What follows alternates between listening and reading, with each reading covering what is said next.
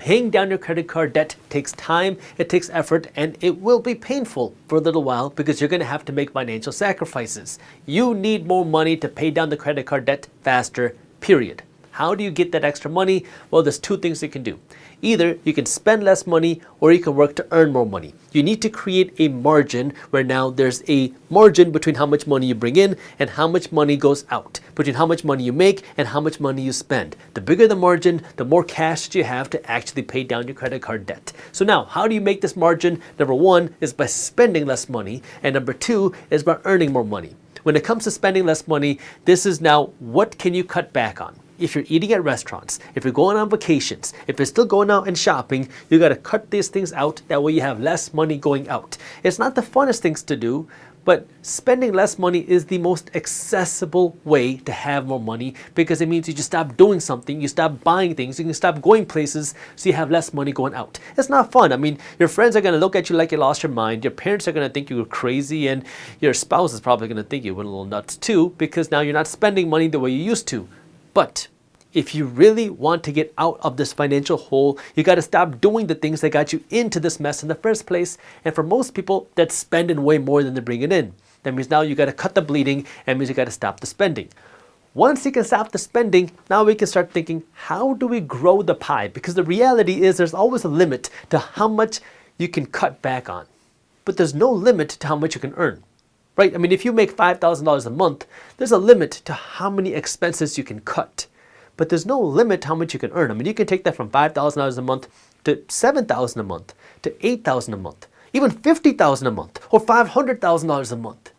But it requires you now to look for alternative ways to earn money, because if you just keep doing what you're doing, yeah, maybe you'll get your regular pay raises and start earning some more money. But if you really want to go from the $5,000 a month to the $50,000 a month, you're going to have to do something completely different. And you're going to have to start investing in your financial education of how do you actually earn more money. But you have to be smart here and not just start earning more money so you can spend more money, because that's going to put you right back to where you are in the first place. The biggest mistake that so many Americans make is that when they earn more money, they spend more money. That's why so many people are playing this rat race where they never actually build any wealth, because anytime they get a raise, they get a promotion, they get a bonus, you spend more. You get a bonus, you go on a vacation. You get a raise, you buy a new car. And this is where we got to cut back on the way that we spend our money and understand, why are you working to earn more money?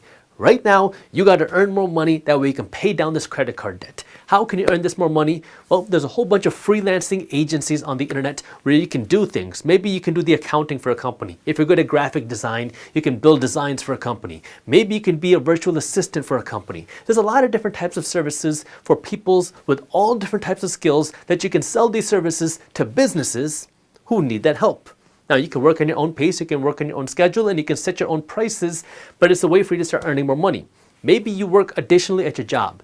Maybe you work a second job. Maybe you create your own business idea and you start marketing this. That way you can start earning more money. You got to earn more money and spend less money so you have a bigger margin. That way you have more cash to pay down your credit card debt, which brings me to number 2. Now, use this margin smartly. Let me show you the easiest way for you to become a deca millionaire. You take $110 a month.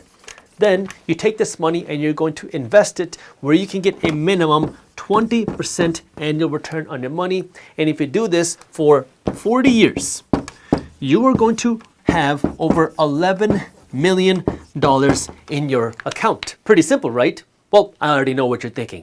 Jaspreet, where in the world am I going to find an extra $110 a month? No, you're probably not thinking that, because when you see these types of numbers, you're not going to be struggling to figure out where you can find that extra $110 a month. You will find this money. The question is, where can you get a consistent 20% return on your money year after year after year? Well, do you know somebody who is doing that? Your credit card company. Your credit card company who's charging you 20, 21, 22, 25% a year in interest is the company that is making millions off of the dollars that you are spending. This is where you have to understand the importance and the severity of this credit card debt and not treat it lightly. This is where now, when you create the margin that we were talking about in step 1, where now you're spending less than what you're bringing in and you're working to make more money, you have a bigger margin. What are you going to do with this extra cash? And so many people in this instance will say, well, I also want to start investing. Should I put my money into the stock market? Should I use my money to go out and start investing in real estate? Should I go out and do something else? No. If you have credit card debt, The first thing you want to do before you think about investing your money into the stock market, before you think about buying ETFs, before you think about buying index funds, before you go out and start investing your money into real estate, is to pay this debt down ASAP, because your credit card debt is skinning you alive. The average historical return in the stock market and the real estate market is somewhere between 7 to 10% a year. This is what most investors are aiming for when they invest their money into the stock market or the real estate market. Does this guarantee you're going to get a 7 to 10% return? No. But when you pay down your debt, you're getting a guaranteed return. Because if you can pay down your debt 1 year early, that's a guaranteed 20% return. Maybe you'll get a 10% return in the stock market. Maybe you'll get a 20% return. Maybe a 50% return. But you can also lose 20% of your money too. This is where you have to understand that before you go out and start investing your money, you want to take this margin now, this extra cash that you have, and you need to use it to pay down this debt ASAP. And if you really want to accelerate this some more, that means downsizing on some of the things that you have. If you have a car, downsize it. Sell the BMW, get a Toyota. If you have a big home, if you have a big and expensive home, downsize to something that's more manageable. If you have a whole bunch of things in your basement or your house that's just collecting dust, sell it.